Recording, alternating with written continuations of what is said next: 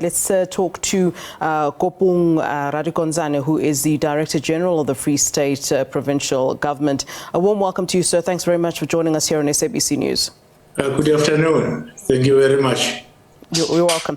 Today, the Free State Government did indeed visit Jagersfontein. Talk to us about some of those interventions that the government has activated since this particular incident. Yeah, you would know that this incident happened from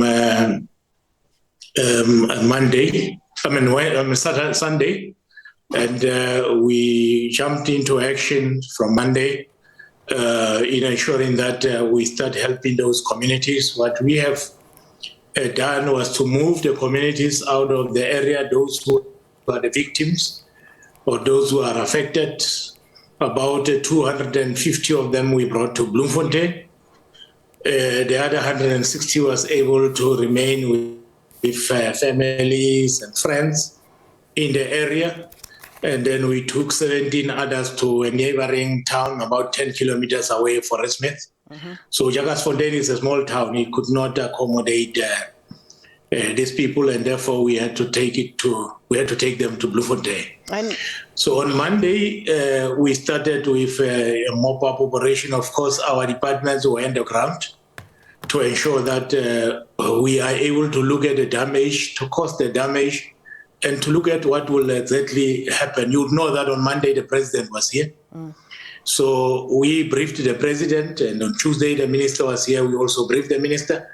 But our technical teams worked hard to restore electricity. Eskom was very helpful, working with Sentlek, the Mangaung electricity entity. And also the Bloom Water, which is the water board in the province, was also able to unlock the problems of water. So as we speak now, essential services, water, and electricity have been restored in the area of Jagersfontein and Itumeleng, and they were working hard to try and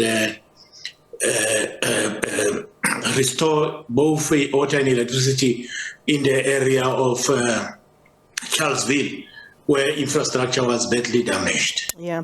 DG, you talk about the fact that you jumped into action, and that's great, but I understand from what you're saying that people have been moved to temporary places where they can then be accommodated.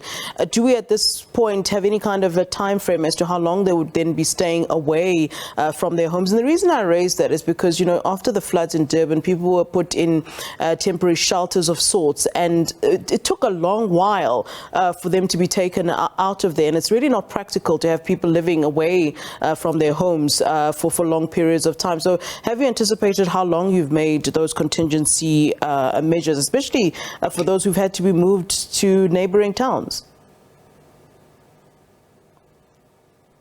Yeah, it's a very difficult situation, you know, because the houses are completely obliterated. And at the moment, we are awaiting environmental affairs, that the Department of Fishery, Forestry and Environmental Affairs and our own local Department of Environmental Affairs to look at how dangerous the water, including the mud itself or the sludge that came out of the mine, so that we look whether it is not contagious. And that it may create problems for communities there. So at the moment, the houses are still flooded, submerged, some of them, and we are busy with basically cleaning operation there. But the National Housing Builders Registration Council, NHBRC, and the Housing Development Agency have been on the ground working with our Department of Human Settlement. We obviously have to look for alternative places. The area that we have identified does not have electricity, so it's going to take a while for us to. It doesn't have electricity, doesn't have water, so it's going to take some time for us to ensure that we bring services to the land that the municipality has established. Remember, there would also be a process of township establishment, which has got implications as well for what we need to do there.